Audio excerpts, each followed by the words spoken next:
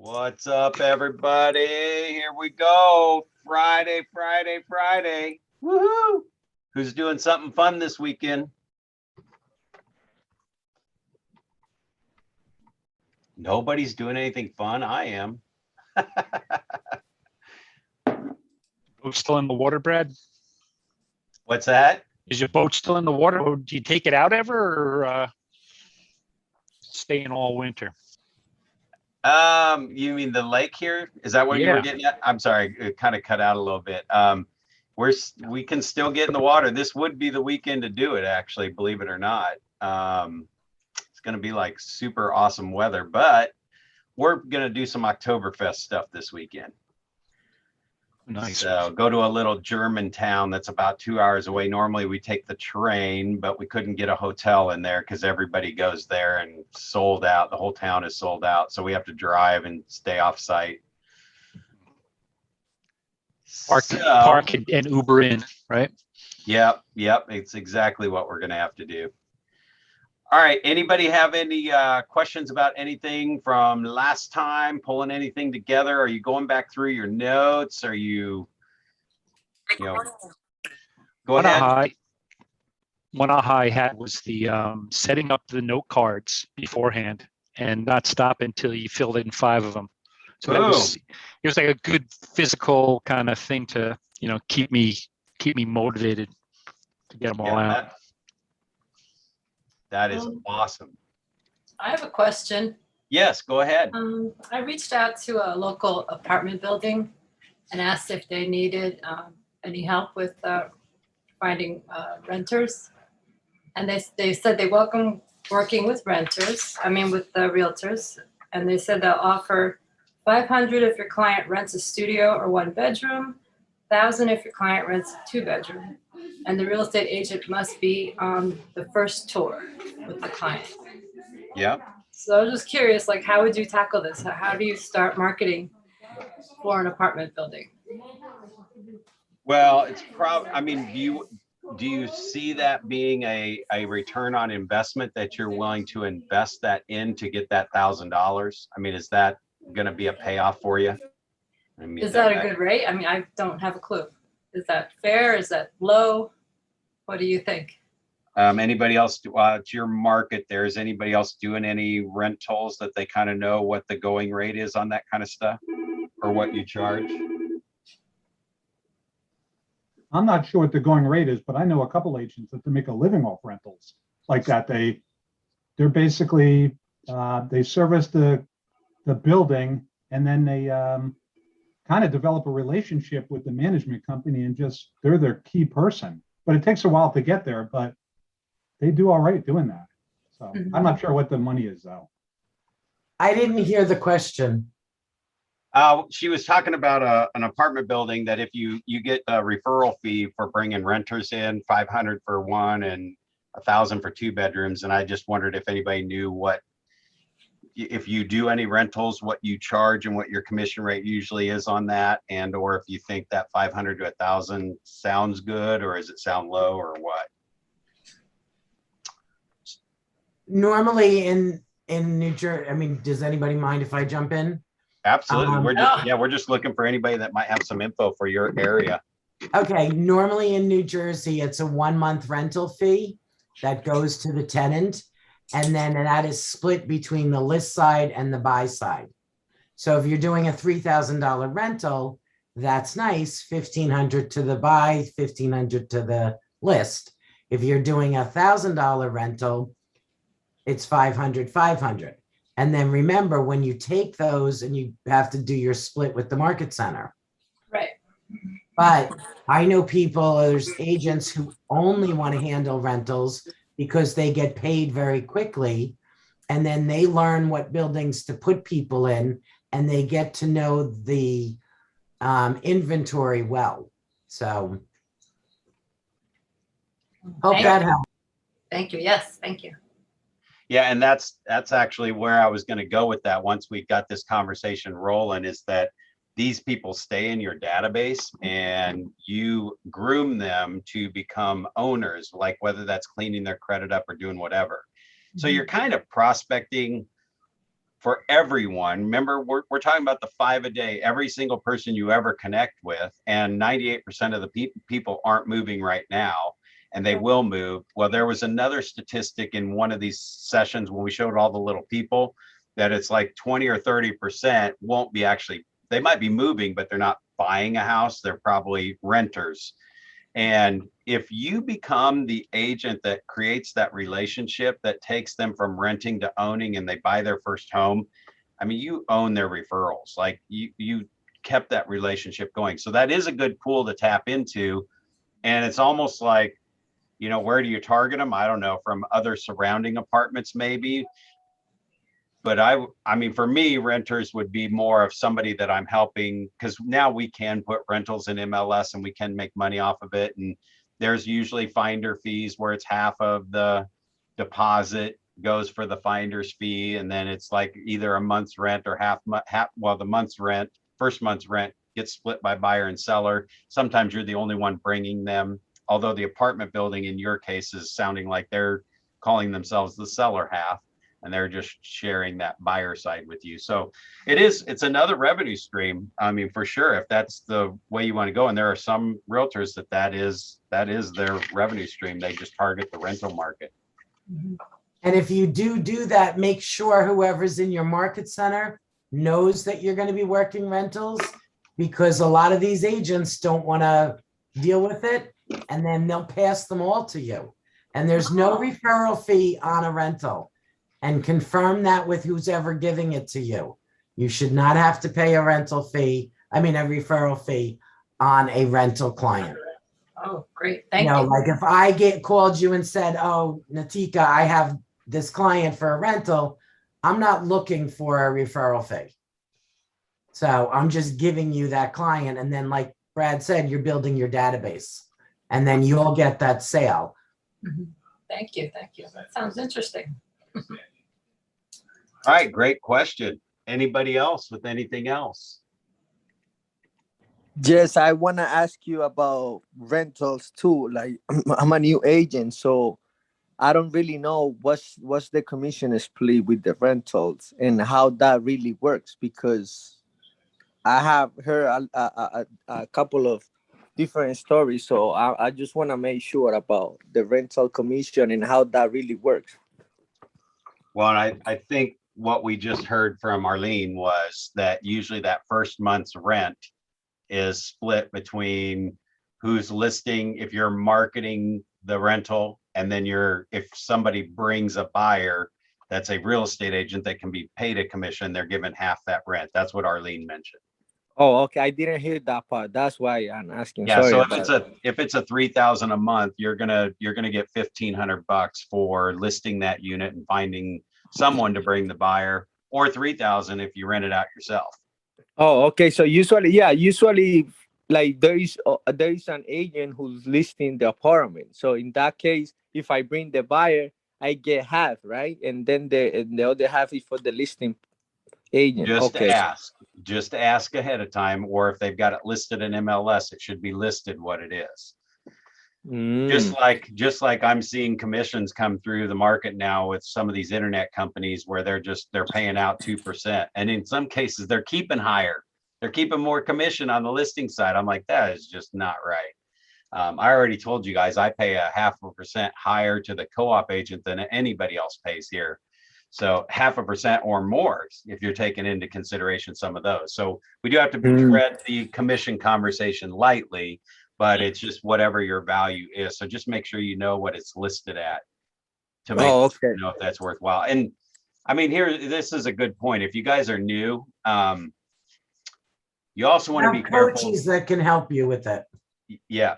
Just know that, you know, if your fiduciary responsibility is to your buyer, and unless you've spelled out something in that buyer agreement, how you're representing them, I mean, if it addresses, I'm only going to show you properties that are over X% commission, then that's one thing. But also on those buyer agency agreements, don't take it lightly where it says, this is the amount that I will get from the MLS, and make sure you explain that if they are paying less than that, that you might be charging something to the buyer for that difference. So that's another piece of a buyer's agency contract. Now I might put that in there, what the standard is. Oh, and actually if somebody's paying more contractually, legally, you better amend that with your buyer if you're getting more, or you really can't collect it.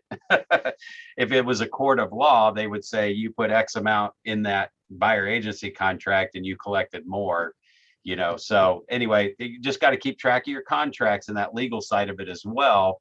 And doesn't mean you have to charge it to the buyer. However, you do have the option to.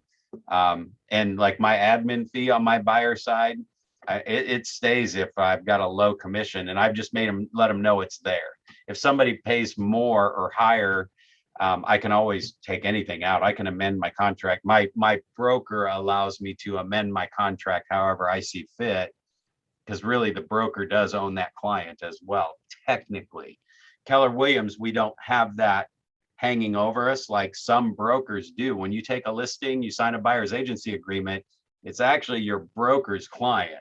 You're just being designated to represent them. So technically, you have to be careful when you say, "Oh, I'll just waive my commission or I'll waive my admin fee." You probably should check with your office, your broker, just to make sure. Even though Keller Williams, we are pretty much about us anyway. So most of them don't have that restriction. But it does come down to, and again, I'm kind of talking if you're new to Keller Williams or whatever, even buying your own properties for investments or something like that, and you're not charging a commission to sell it, you do have to be careful on those as well, because there's cap dollars expected from a property that sells, and your office may have a minimum, you know, that you need to charge that comes to the office. Like you can do 0, but I've seen it where some offices want at least a minimum of $500. And that was something the ALC decided on, that, hey, we don't do them for free. You at least got to give 500 to the office. My office doesn't. Like, I can do my own personal stuff and do it at 0, and they don't have a problem with it.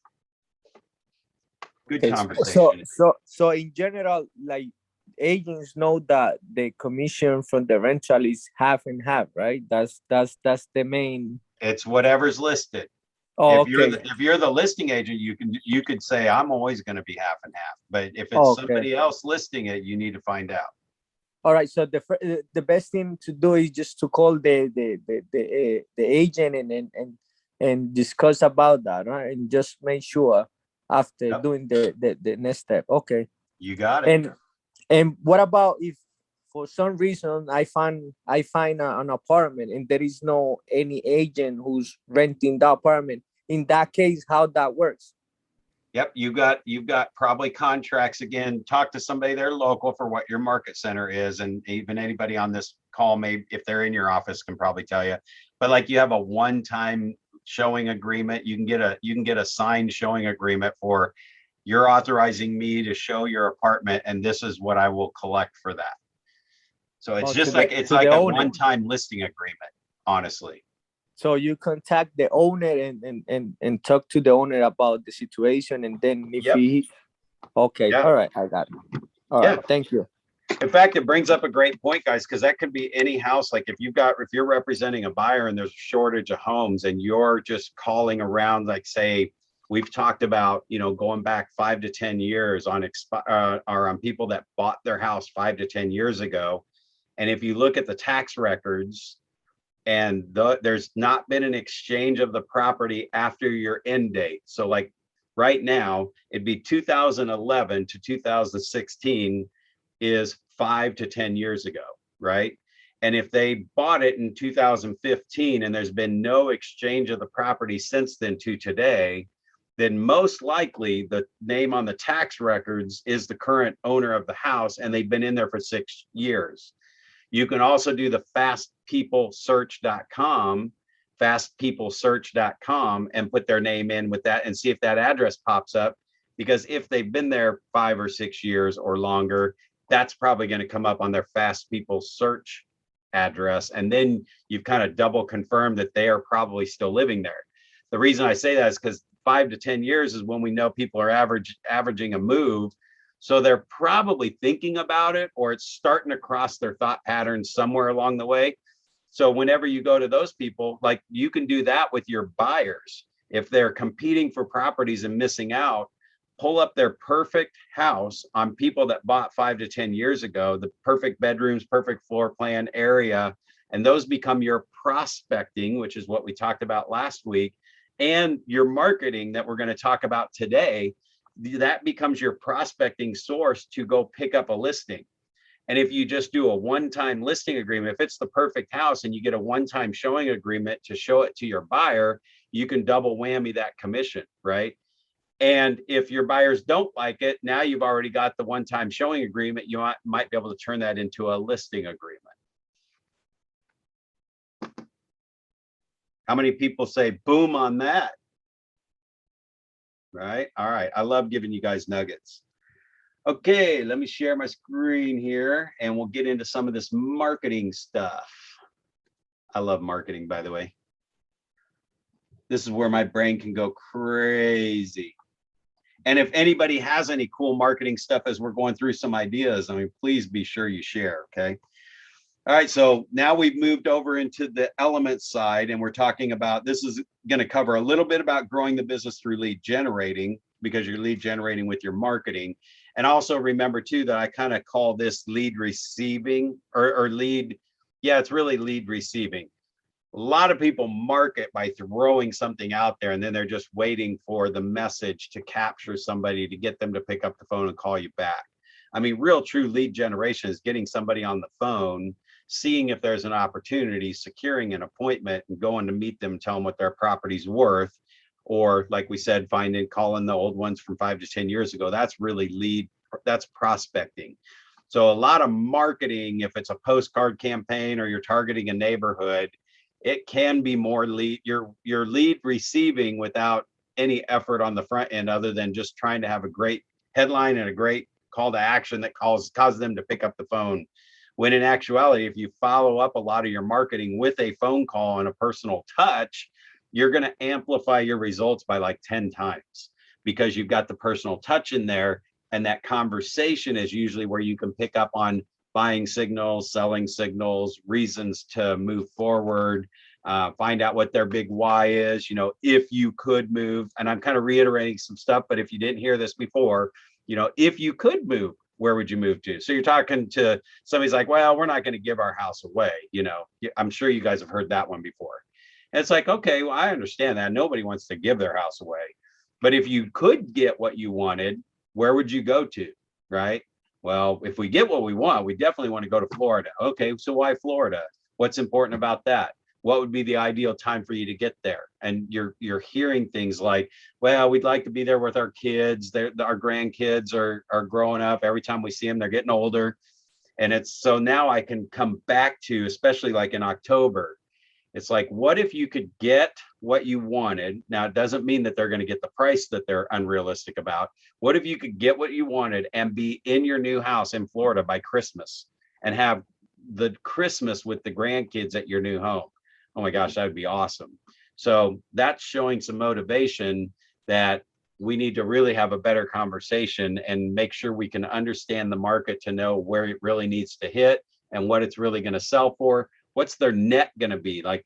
Because a lot of times, I think I've mentioned this on one of the listing ones, if you run their net sheet and you show them what they're going to net at the end of the day after they pay their loan off and their closing costs, if you ask them that number before you show them your number, their number is actually going to be lower than what's usually on your net sheet. Well, and when you say that, it's kind of like, well, what do you really need to get?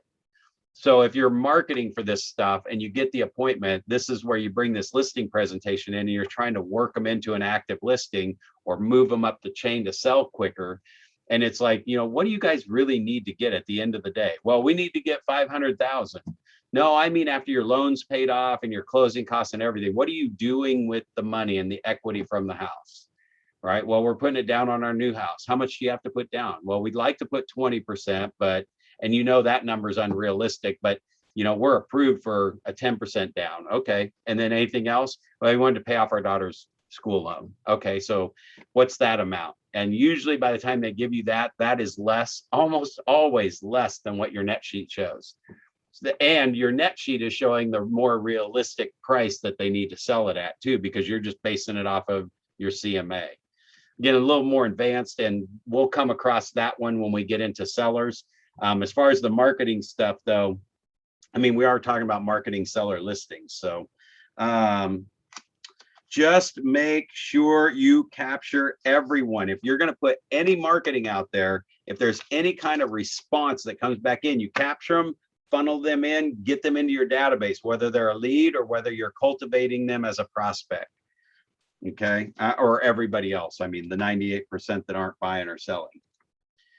So this is marketing versus prospecting. And we've talked about this stuff too. Prospecting is being more on purpose, proactive. You're making calls, you're getting immediate results. You've got them on the phone and you're saying, well, let's just meet for 15, 20 minutes and we'll go over that.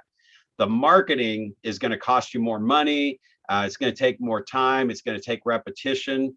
It's passive, it's long-term. Here's the thing I will tell you about marketing. If you are going to do it, you must figure out a way to cover your 6 months. Like Gary will say, never do anything for shorter than 6 months. You should always do it for 6 months. And in 6 months, you should have evaluation points along the way if you think that it's working or gaining traction or whatever. But just know that if you don't go 6 months, you're quitting somewhere at the 2 or the 3 month mark, and you really just wasted your effort and time and money.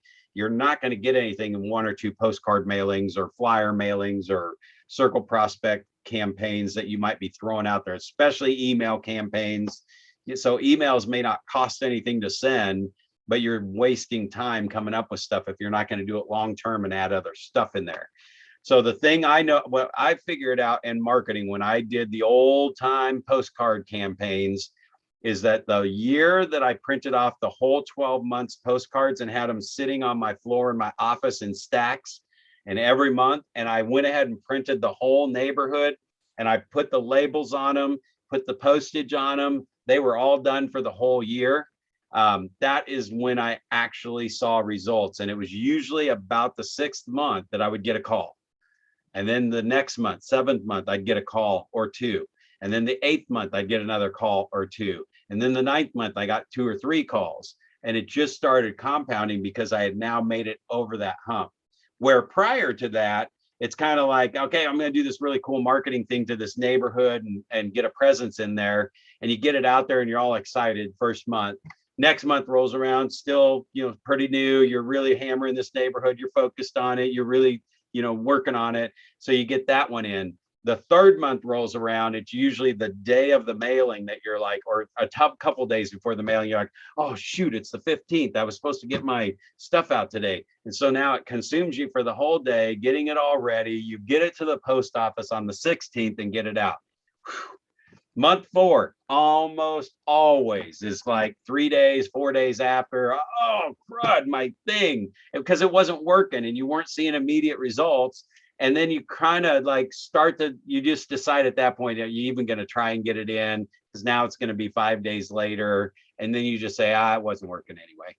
So do not be okay with that train of thought. You want to track something for 6 months. That's what I want you to get from this conversation. And in 6 months, what you have to review is, does it look like it's gaining traction? Does it look like I might get a 5 to 10 times return on this? Like, is there at least a 1 or 2 or 3 times return beginning to form? And that gives you the chance to really just cut it off and be done with it if there's no results, or hang on to it for the 12 months, which is what you really want to do, is give something 12 months to catch on.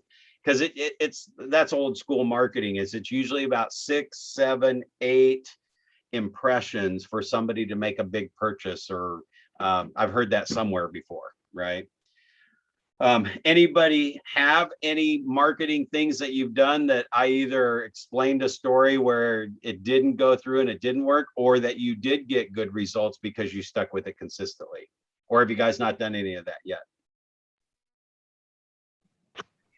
Brad, I've had success with Facebook ads built around houses, built around listings. And just they've generated, maybe not so much for the specific house, but kind of got me in the loop with people that are looking and, oh, this might not be right for you, but here's some other options or some other abilities. And actually, I wanted to start to do the postcards, right? Something like this, where I work off, the just sold kind of, I don't know if you can even see it, like Yeah. the just sold thing. So I have something to crow about. Hey, look what I did, and then there's just kind of on the back have all my info. So I'm just starting that with the marketing guy from our market center. But it's like, if I don't have a closing every month, what would be like the interim? I mean, if I'm sending out that postcard, right, and I'm going to do just a drop for the town or for the neighborhood, what would be my follow-up if I don't have a listing or sold in that area? Like, what would you do? Well, I would make sure they knew about every listing and every sold, and it would have my branding on the piece. It's not saying I may have sold it, but it looks like you sold it. So you mean just, okay, here it is. This is what's sold in Paramus in the last, month. Yep. Look what's happening. Look how it's going. Yep. In fact, if you design that marketing piece, the one, so I had a massive, like 15,000 piece mailer that went out every single month. And went out to 15,000 homes, and I would get probably 5 listings a month off of this. So again, think about that, 15,000 to get 3, 4, or 5 listings a month. So it's a very low return on investment. However, getting 3 or 4 or 5 listings a month, what I can tell you is I made about $90,000 in commissions off of the listings from that direct mailing. I paid $70,000. So normally that sounds contradictory to what I've been telling you guys, because you want to get a 5 to 10 times return. However, there's one little caveat in there. I only paid for a referral fee because the guy was a broker that was doing this mailing. He was now doing mailings, right? And he only picked top agents that he knew would actually follow up with him if they called, because he only got paid if I actually called the person who called in and got the listing. He would get a referral fee because he had his real estate license. So because it literally cost me 0 money up front, and I only paid him on results, but it was a really high split.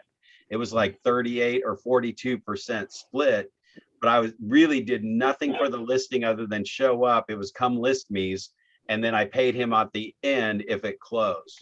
So that made sense for me, because I didn't spend $1 to get that listing appointment. It came in. Now, once in a while, it would pick up somebody in a neighborhood that I might know somebody in. However, there were also some times where somebody was getting our mailing and their spouse or their girlfriend or friend in another neighborhood that wasn't in the mailing would list their house with me, and I didn't pay them anything on that. So sometimes I had to pay a referral fee when I didn't think I should, but there was also enough times that I didn't. Hopefully that makes sense. So go ahead. You were paying the guy whose listings you were promoting, or whose solds you were? I didn't understand. No, so he was just doing it. I was going to tell you what this piece looks like. So the piece that he mailed out was the sales from the last 12 months in that neighborhood, or the last 6 months, something like that. I think we did the last year. But on the outside panel, and this is the piece I would put in your marketing piece that we're talking about. If you're doing a neighborhood marketing piece, I'm telling you, this was the key thing. Your neighborhood specialist, and whatever that neighborhood or subdivision is called, your Lake Winnebago specialist, and it's got your brand, your picture, your logo on it, right? Your Lake Winnebago specialist. Market update from October. Highest average sale price was $983,000. Average days on market was 23 days, and something else. I forget whatever it was, but those were like in bold. And so anybody in this neighborhood that got that from us every single month, they were watching the numbers either go up or come down and crash. And most of the time you're appreciating, other than in a crash market. So they would watch these numbers kind of go up. I'm educating them on the subdivision, because you're talking about hitting around one area, right? Yeah. But you're still using the whole neighborhood data, even though it was just around one listing that started your marketing. Yeah. And that piece, they would call us all the time and go, dude, if they're getting 930,000, see, I'm like in a half of that. I'm second tier. But I'm like, dude, if they're getting 980,000, I should be able to get 600 or 700,000 for mine, right? So they're calling to get this free broker's opinion. That's the other thing. It was a broker's pricing opinion. And you don't have to be a broker. I mean, we have a broker at the office, and your Keller Williams is on there. You're still in there, but there's something about free broker's price opinion. And it's also said in bold, no obligation. So people would just call me. I became their source, just their real estate go-to guy. It's like, man, you send that stuff out. I would go to the listing appointments, and they would have 3-ring binders with these 3-hole punched of every mailer I've sent them for years, you know. Insane stuff. So I kind of do something like that now. I don't do the mailings through that guy anymore. I don't even know if he's still around, but he had the full print shop. He was paying $30,000 to $35,000 out of his pocket up front, not knowing if I was ever going to cash in on it. That's why he only picked top agents, and he interviewed first. And so for me, you know, I'm like the number 5 guy in the top agents. So, and when he got to me, he was like, yeah, I talked to the other 2 agents, and they were like, why would I do that? I already market to this neighborhood. And I'm like, dude, you don't even have to go through your presentation. I get it. I don't care if I market to that neighborhood or not. I'm paying him a referral fee on the end. And the amount of business that I got from the marketing, let's go back to something I said earlier, and this is about marketing too, is when you list a property, are you getting 3 buyers off every single listing? That was my main, my marketing on my listings was totally developed around, we got to get 3 buyers, not just get a listing, put a sold sign on it, woohoo, got paid. No, I want to leverage that opportunity that I did all that work to get that listing. I better get 3 buyers off of that thing, or I just wasted the opportunity, and I'm just being dumb. I'm not leveraging my opportunity. And so I had 4 buyers agents at one time. So I needed to get 3 buyers off every listing to make sure they were busy so that they would stay and keep working, and we'd keep growing, right? So hopefully these concepts and these conversations are just kind of getting you guys to think a little differently about your business. Yeah, what are you doing right now to market your listings to the point that you get 3 buyers every single time? And that could be just listed, just solds, and just track the results, right? So I used to do just sold cards, or wait, what was it? Just listed cards. Well, I would do just listed cards, but I never got a listing from it. In fact, a couple for sale by owners would go on in the neighborhood shortly after my just listed cards came out, because they were like, oh, well, if they can get that, we can get that. So I just wasn't getting a return on it. So I started doing just solds to show that we were closing deals. So, and sometimes they sold so fast, you know, my more thing was listed and sold in 24 hours. Those are the postcards that I ended up doing. Yeah. But I think that's great, because it keeps real estate in front of them. It keeps showing them that you're doing activity. And on those neighborhood reports, they literally just subconsciously thought I had all those sales. So I never, ever gave a false impression that they were mine. It said MLS statistics, right? But they just kind of assumed that. But you didn't have pictures on the postcard of the actual sales, right? Or did you still like show, here's a great house, and it didn't matter, it was a generic house, right? Yeah, I need to find one of these old flyers, because on one side, it was just an 8.5 by 11 sheet of paper. And on one side was all the bullet points of everything we do. We put you on 350 websites. We do a virtual tour. We do, you know, on the app, blah, blah, blah, blah, blah, all the things that we did, brochures in the property. And on the flip side, when you tri-folded it, was the panel. The outside panel had our logo on it, and it had the statistics on it. And then inside was the mailing label on the other side, right? So it was really, the trifold was just a marketing piece about us. That was the same every single month. He just ran a template, you know, trifold, and then dumped that that updated criteria through his print machine the month of the mailer. So it was specifically designed to that neighborhood. I mean, of all the pieces he mailed, it would switch the data. There were 562 homes in that neighborhood. That data would print on 562 flyers. The template, it would just dump in the average, high, low, that stuff. And then it would switch and do the next 273 pieces with the new subdivision name and their stats. I mean, it was a pretty high-tech operation, obviously, but you can do that yourself with, you know, one neighborhood at a time as you're taking over a neighborhood. And you know, just like Walmart and everything else we talk about, start with what's close and around you, what you like, but also make sure you pick a neighborhood that's got turnover. Don't just pick your favorite neighborhood, gated community, 50 homes that has 5 sales a year.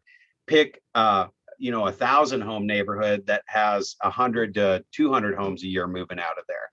Make that your target neighborhood. And until you take over that one, then you grab the next neighborhood close by, right? And just kind of expand out. You got all the time in the world to master, hyper focus your attention. You don't have to tackle every neighborhood and become the specialist in every neighborhood.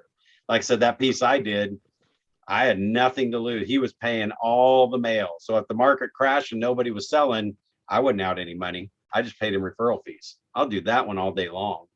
Nobody else quite got that one. I don't know why I got it so easily and nobody else wanted to do it. Anyway, I don't know. Maybe I was thinking wrong. I don't know. It worked for me. Made me a ton of money. Got my name out there. Had signs everywhere, and was part of our 100 sales a year for a long time.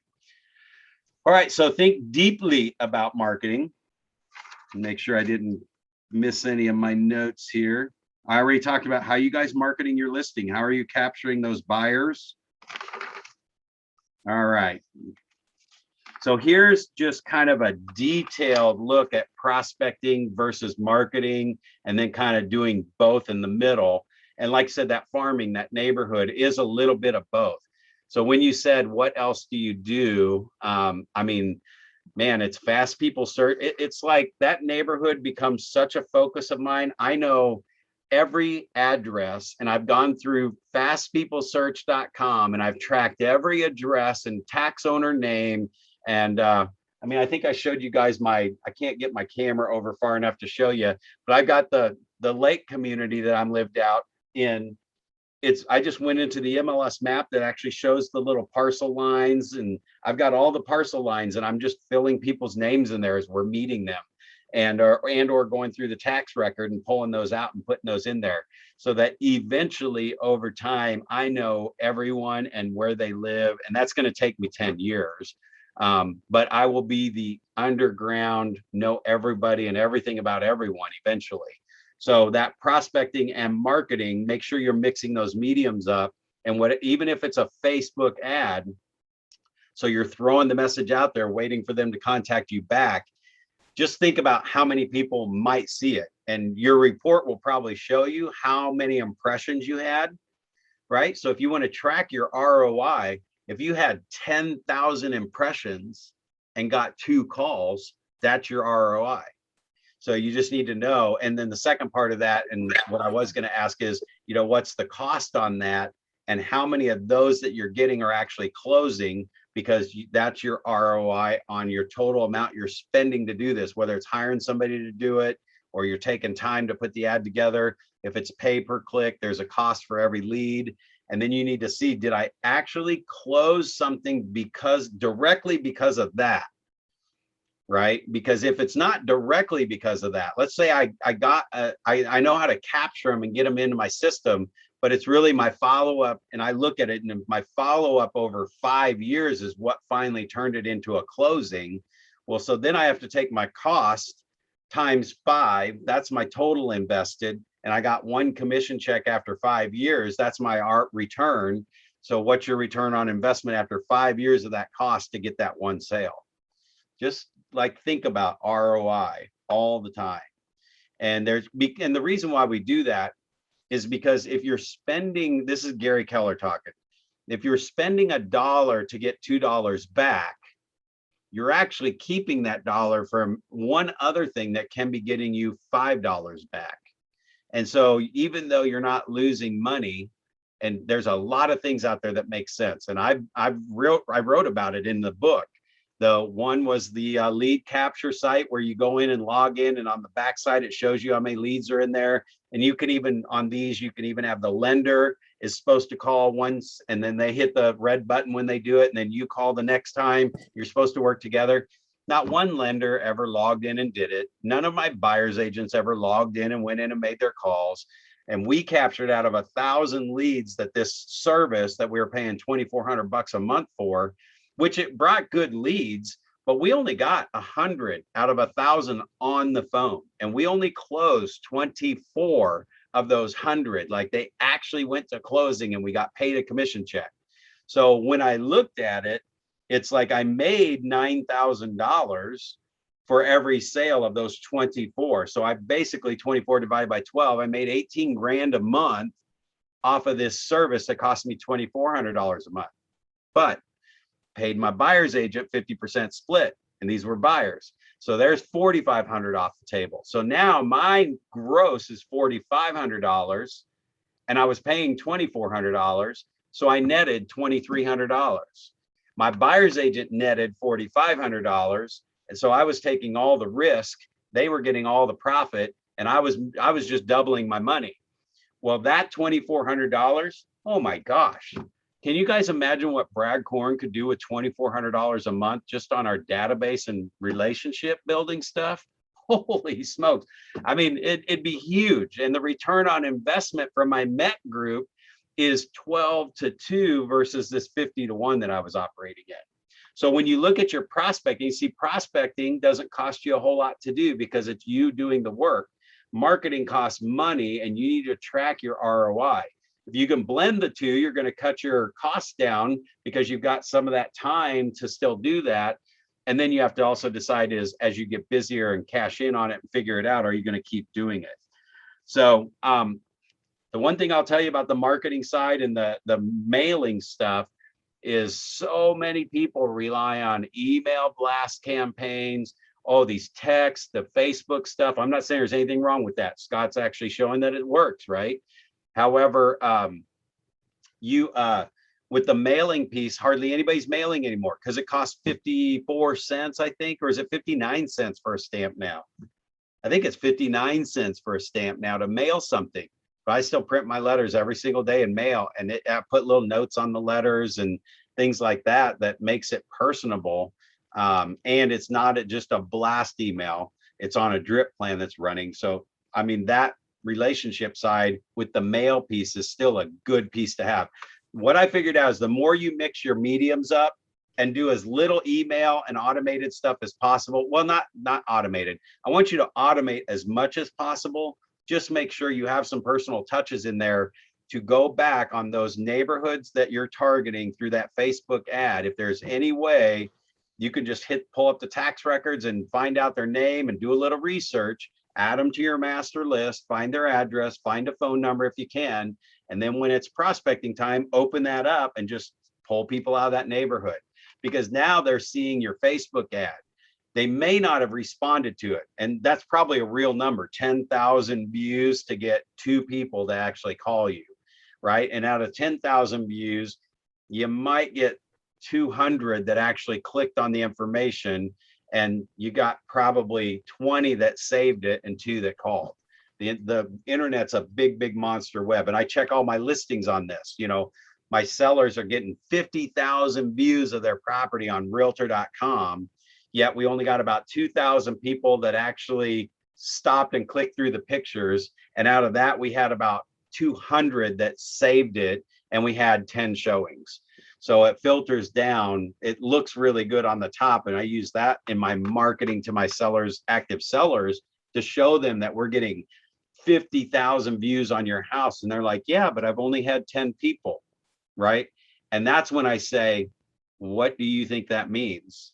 It's like, well, if we had 50,000 people see it and only 10 came to see it, I don't know what, I mean, why aren't they coming to look at the house? Yeah, let's talk about that. Could be the price, could be location, could be condition, right? The three properties of a listing.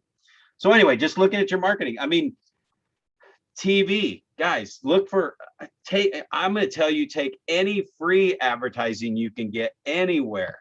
I've done 2 HGTV shows just because an email came out from the board of realtors that the HGTV was looking for 2 sellers and 2 agents to do a show. I guess I was the only one that responded because it was 2 weeks after they sent the email out that I finally found it buried. And I was like, oh, well, I'll try. And I threw out a sample video, and they called me and said, hey, we want to use you for our agent. I'm like, nobody else must have sent something in, because this thing was 2 weeks old, and next thing you know, I'm on cable TV. That was free advertising. It was 2 days. It was 8 hours of shooting, but man, that's a huge leverage. I entered some realtor.com contest and won it for our marketing of our listings, because this stuff we're talking about, finding 3 buyers and adding extra photos and adding extra descriptions, so that I came up higher on the search and got 50,000 views over my competitors getting 10,000 views. And I won their national marketing contest. So I had a couple articles written up to put in Realtor magazine. One was designed for the consumer and one was designed to you, the agent, so you would refer me business, because I just won realtor.com's marketing guy of the year. So you want to send your Kansas City referrals to me, right? So I put that, and I actually ran that ad in Realtor magazine, and we get probably 2 referrals a month from people out of the area. That's like a constant flow of business for us. Anybody have any questions about any, like you see something on here or you've tried something that you want to pick apart or talk about a little more in detail? I just want to know what show you were on. Oh, the show was on HGTV. It was called My House is Worth What? I love And it. yeah, and that was the blonde, that actually the girl that was the host of the show. So we were just the local agent for it, but the girl that was the host was on Trump's show. What was that called, where he fired people all the time? The Apprentice. Oh, The Apprentice. Yeah, Right. and she's actually Keller Williams agent up in the Washington, I think it's like the Oregon, Washington area. Cool. And she started an expansion team, but she was the host of the show. So she was like the one that opened it up. But it's like whenever, I don't know, I jokingly say, like whenever Brad gets a hold of something, it goes out. Like they canceled the show. I was like the last show they did before they were canceling it. So you can't even find my show on it. They like didn't even post my show. Everybody else's shows are there and not mine, just what I got recorded and what I have in my possession. But yeah, you'll actually find it if you Brad Korn HGTV, you'll probably find a clip of it somewhere where I posted it and put it. But anyway, yeah, so she's a KW agent as well. But they were so on their way out, and that's when the gosh, I don't remember when that was. It was right before the market was starting to crash. So they weren't traveling with the camera crew as much. And so all of our stuff looked like we were together, but we never really were. So anyway, it was still fun though. It was free advertising. I mean, my kids were watching cable TV and we did the whole, there you talk about marketing, grab an opportunity like that. And actually, here's my point about all of this marketing. Whatever you look at in here, and you're going to pick that. And we talk about taking this list, narrowing it down to your favorite ones, and then narrow it down to the 3 that you're going to actually work on right now. You can come back to the other ones later. But my tip to all of you is always put in 6, 7, or 8 steps to everything that you do. You don't just blast out a postcard. And it's not just 12 postcards in 12 months. What are the other 3 or 4 mediums that are going to add into this timeline of when these postcards go out, that you're going to get more bang for your buck by adding more touches and mixing up the mediums? And what is the personal touch to just reach out to 1 or 2 a day and cross that bridge of from just a postcard to you've actually talked to them. Now they get the postcard and they've talked to you. You're just moving up the chain for top of mind versus just waiting for the postcard to do the work. And 98% of the people aren't moving. I always jokingly say, what are the odds that you're going to hit the one house on the day that they're thinking of selling, that this is the time they want to sell when you're mailing that postcard? You're mailing it out to 1,000 people, right? So anyway, make sure you have 6, 7, 8 things like touches and multiple mediums in there. So when we did the HGTV show, it was social media was on, postcard mailing was on, text messaging people we knew, hey, our show's airing Thursday, we're doing a watch party, we did a whole bunch of stuff around it. And I remember just us sitting in the family room when it was going to air, and I'm there with all my kids, and we're like having the popcorn and ready to watch the show. And yeah, sure enough, they're like making fun of all the gestures, weird things I did on TV, and they're laughing at me the whole time. That's the kind of respect I get here at home, So they still joke about that today. For some reason, I was like holding my hands like this when I was talking. I never do this. And they're like, what's this, Dad? And then I said, dollar for dollar. I must have said that like 3 or 4 times, and they're like, dollar for dollar, Dad, dollar for dollar. You guys are probably saying that now. It's like, that's all he talks about is dollar for dollar. You know, no, $5 for a dollar, right? So anyway, it's just fun stuff. Like make everything in a series of events and cash in on it. Don't just do it to do it. Open houses, we talked about that. I mean, if you're doing open houses, it starts a week in advance, and it's signs everywhere around that listing a week in advance if you can. And then it's like the day before, it's knocking on the door to invite the sellers, right? And then the day of, we're printing out a list of the houses in the price range below where we are, a list of the houses that are currently for sale in the range that we're in, and a list of the price ranges above where we are. So that when they come in, they're like, oh, this is a little more than what we thought. It's like, oh, I got a list of 9 more that are the next price range down. Tell you what, I get out of here at 1 o'clock. I could get with you to have you drive by a list of some of these homes. I'm not going to hand them the list, but I can get with you to show you which houses these are, and maybe those will work for you. Now I'm grabbing them as a buyer. So just make everything you do marketing wise, always, ultimately, you got to capture their information. You got to capture them and get them in that funnel and create that relationship. All right, let's see here what I got for notes on this. Okay, so how do you know when the customer, how do you know where the customer is, and how do you meet them there? So that's what you got to think, like, how, if I'm going to do that Facebook ad around that listing, you know, where are they? Well, they're around the listing. How, if you want to get specific on, you know, how do you meet them and are they ready to do something? You go back 5 to 10 years, who bought in that area. And that's my targeted list. I might need to go knock on their door and start planting that seed. But on the next one, how do you communicate your value proposition?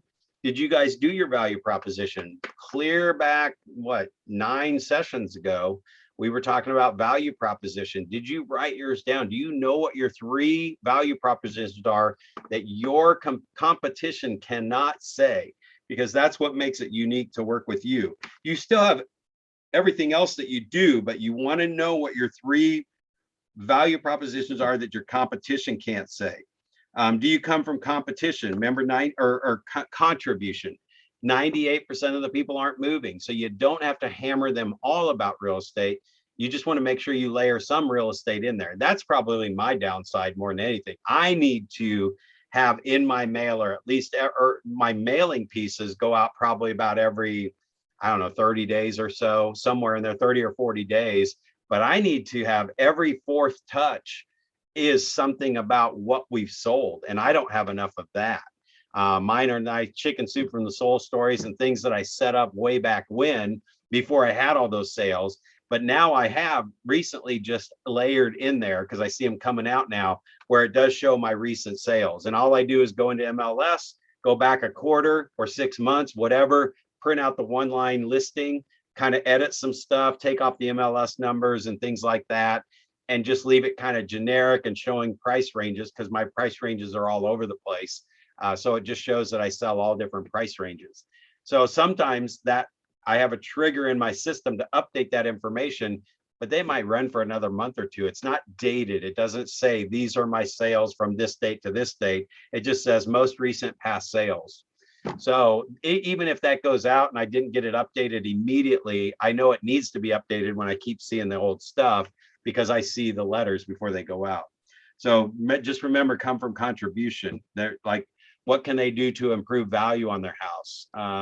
Gosh, I mean, here's a great marketing piece, is organization, like getting your stuff organized. And if you just have the 7 ways to get complete organization, here's 3. Now, this is another huge tip. Any of your marketing pieces, give the 3 and then have them get the report from you for all 7. And what that does is it now filters, and you get that funnel going to somebody who's cluttered, who wants organization, is probably somebody that might want to move instead. They're just trying to get organized and they're not going to. But if you can capture their information, so here's the top 3, contact me for the other 5. They're amazing, right? No obligation, no nothing, just call me and I'll send it to you. That at least helps you capture their information to get that. How important is your branding and aesthetic consistency in your marketing, and how do you achieve it?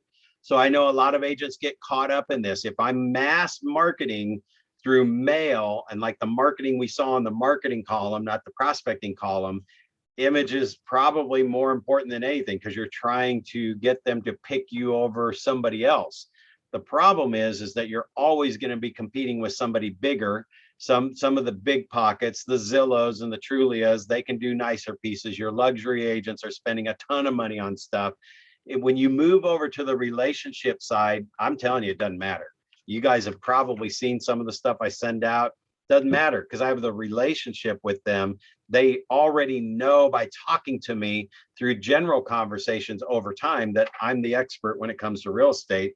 They don't judge me on the stuff that I send. So that's where those touches are not as critical.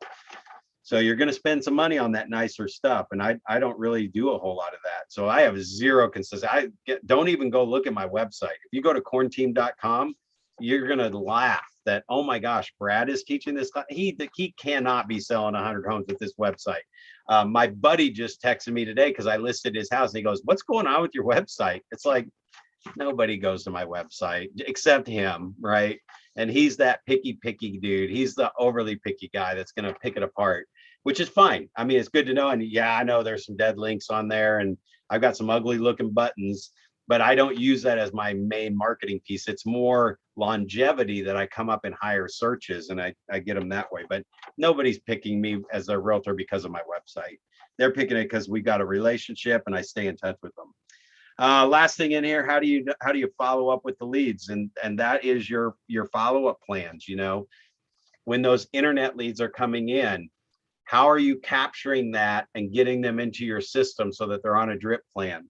And I will tell you guys, Google your name, or whenever your listings come on, when you get a listing, go type that address in, see all the websites that pull up and click on them and fill in the form like you want information on it. Are you even getting it? So where are those leads going? How are you getting them into your funnel?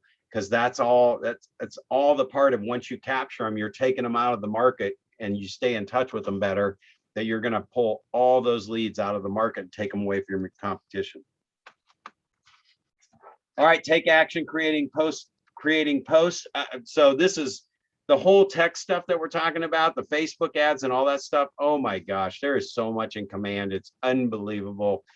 I mean, that would be a whole probably 2 or 3 day class just going through all the different things. Squeeze pages you can create. A squeeze page is something that grabs their attention, that clicks, so they give you their information and get to more information or follow more.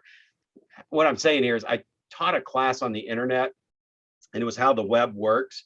And it's like Facebook, Twitter, LinkedIn, all these different things should be the teaser or the attraction getter or the headline or the call to action that gets them to click it. And it's just a little tidbit. Like, you don't do a big long Facebook post. Okay, you do the tidbit, hottest new listing. When they click that, then it goes to your page on your website where it's like, find out about the newest, hottest listings by giving us your info and tell us what you're looking for, which hot list you want. And when they fill that stuff in, it's captured into command, and now you got them on a drip plan.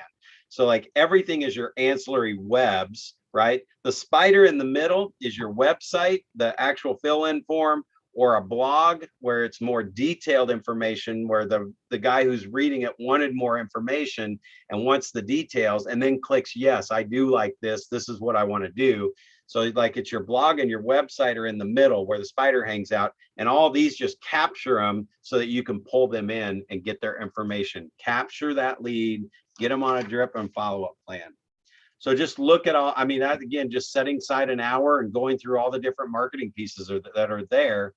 However, do that after you do your master list and your 5 a day.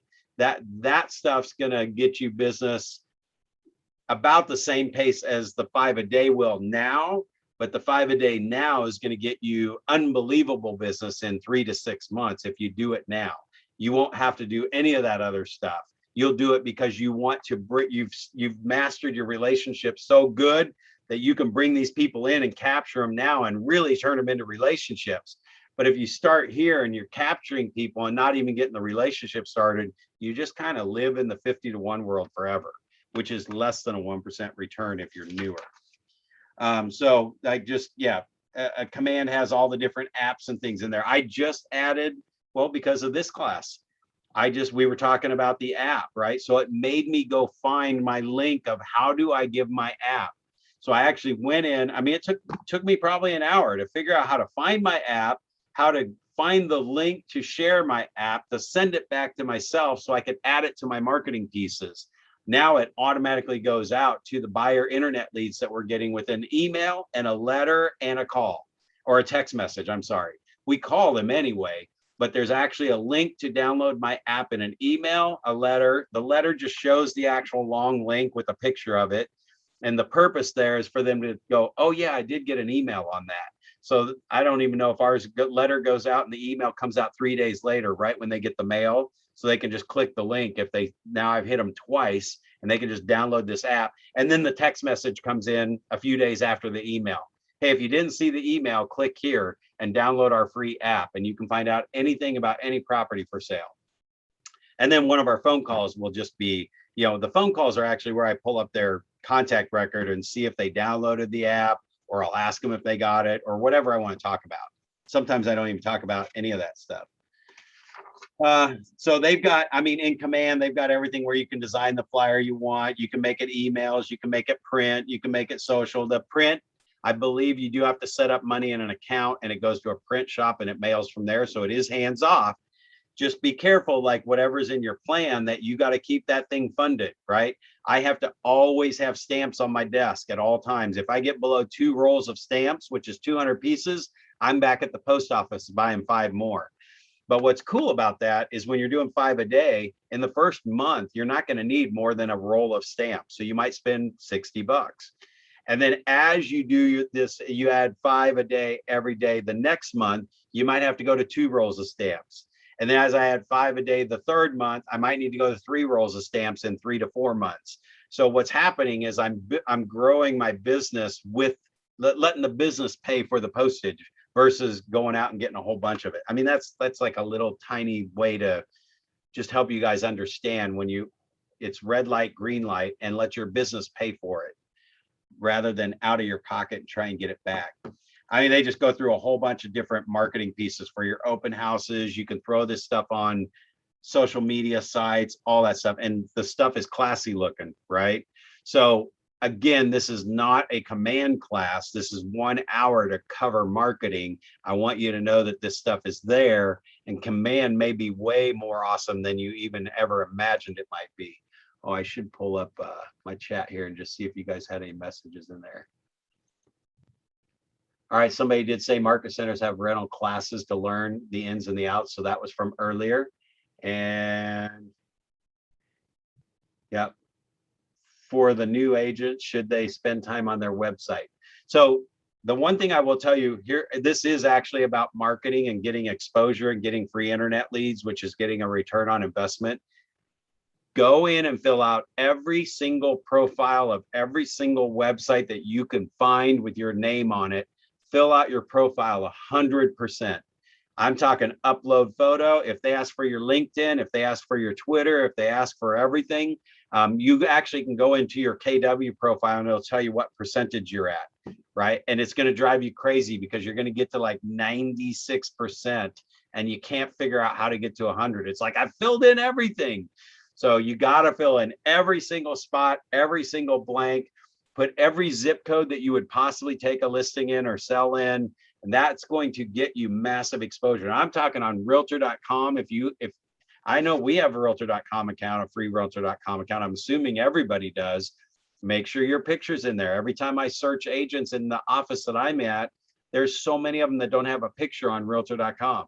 If you have the picture there, it's going to pull you up farther in searches because you filled out more stuff. Put everything. If you're like, well, I don't do LinkedIn, but your profile asks for a LinkedIn page, set up a LinkedIn profile page, right? And just put it in there. You don't have to go do anything with it. You can still not do anything with LinkedIn, but the more stuff you fill in, the higher up the searches and the more buyers are going to find you and see you online from organic like marketing. So yeah, they just go through a ton of different stuff for the open houses. When you get a new listing, listed, there's something that Scott was kind of talking about, the new listing in a neighborhood. You can show, what's pending, just listed, all that stuff. And Command will pull up a lot of that stuff for you. All right, let's just make sure there's nothing else in here because I think we're over our normal 5 minutes. Hopefully you guys can squeeze that extra 5 minutes in there, and I apologize if you can't. I always get into covering so much information with you, and we do have an hour. But create your material using designs. Don't try to recreate everything. Just use what's sitting there. Whether you're doing social ads or anything, don't spend an hour trying to create the most awesome little marketing piece. I grab whatever's there, throw my name in it, and send it. The content doesn't matter so much. It's just doing something consistently. So they're just talking about the different campaigns. And again, this is huge, creating campaigns, but you got to play with it.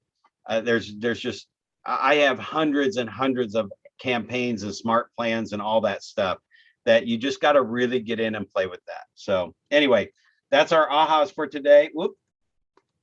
And like I said, I wish I wouldn't be your guy if it was a Command class, because I go in every single day. I get pretty deep into it pretty quick.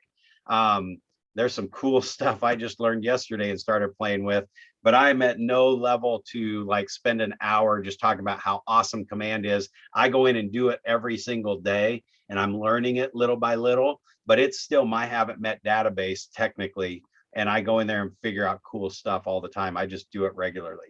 Let me just open it up if you guys have any questions. You can also, if you got some cool ideas, like just for tracking your ROI, creating more than one step around anything you do, a marketing plan around it, and don't do it until you do that. Otherwise, you're just wasting money. Don't do an open house unless you're going to do 6 steps before and after that to really make that the busiest open house you've ever had every single time you're there. And like printing off the list of the next price range below and the next price range above. So on the chat is the Survey Monkey to kind of fill in if you guys got some great information, and hopefully I got some high stars on it. So any questions or anybody want any clarification on anything else? So Brad, the thing that I'm taking away is the first contact is to voice verify, is to get that personal thing, connect to them fast as you can, get all their information, then put them on the drip. When you're farming an area, and this is something that I have to make a decision about. You can personalize it and get name and address, or you can do just like a drop ship. Okay, it's a route thing where it's to your neighbor. And personalizing it's better than just the our neighbor at or current resident, right? And then vary the method. So it's a postcard, it's it's a drip, it's a newsletter. Just vary it. Don't do the same thing over and over again. Make the personal touch part of it. So if I'm going to farm a neighborhood, it means I want to personally, face-to-face, two-way conversation, meet everyone in that neighborhood. That's Brad Korn's filter. Okay. So I'm going to do this, but only because I need a reason to meet them face-to-face and for them to tie all that. Oh yeah, you're the guy that sends us the monthly update. If I'm marketing to a neighborhood and I'm not doing anything else to get in front of them, I'm going to stay in that 50-to-1 zone forever. And you may not lose money, but for most things, you're lucky if you get your dollar back. Now, if you capitalize on something else from it, so like I spend $1 to market my listing, I get $1 back because it sells. But if I get 3 buyers from every listing, and that happens every single time, and my marketing did revolve around that, that's an ancillary. It's like what do they call when you like throw something out just to lose, like lost leader, right? Mm-hmm. But again, that's not always smart either, because there's plenty of ways to get there's very few smart ways to get 5 to 10 times return. There's a whole bunch of ways to not lose money, but they only get you $1 or $2 return, So Gary always said, just make sure you hold your dollars accountable. And if you're spending it, like if you're spending 5% on your marketing and the MRE says 10, you could be leaving business on the table because you're not spending 10 and you're not spending it in the right places. So I always say, I don't get to do all the fun, cool stuff that all my friends, the other top agents in KW, I don't get to do a lot of the cool stuff they do that are cool to talk about on stage because I just don't see a 5 times return in it. I see a 1 times return, right? So it's got to pay for itself. It's got to pay for itself. Client appreciation parties, guys, huge, $2,000. $2,000 to do a client appreciation party, at least the one I did was. So in my book, I need to make $20,000 from that one client appreciation party. Now I get, giving back and it's our way of showing appreciation and all that stuff. But why not just say, I'm giving back and it's appreciation, but let me figure out how I can make sure I made $20,000 from it. Now it's a business, it's a return on investment, and I'm being smart about it. It's not that hard to make $20,000 off of a client appreciation party. But when you host the appreciation party and it's like, we got 75 referrals, great. How many of them closed? Well, I don't know. We didn't really track that. How do you know? So who cares? You got 75 referrals from this client appreciation party. Does that mean you had 75 CMAs and like listing appointments? Because if you did that, I'd be doing one every single day. I have never seen that actually happen, right? 75 names on a piece of paper that turns into a couple listing appointments. That system's not running well. Cool. Good stuff. All right, guys, it's Friday. Have fun, be safe. Oktoberfest away. There you go. Have a great weekend. Thank you. You.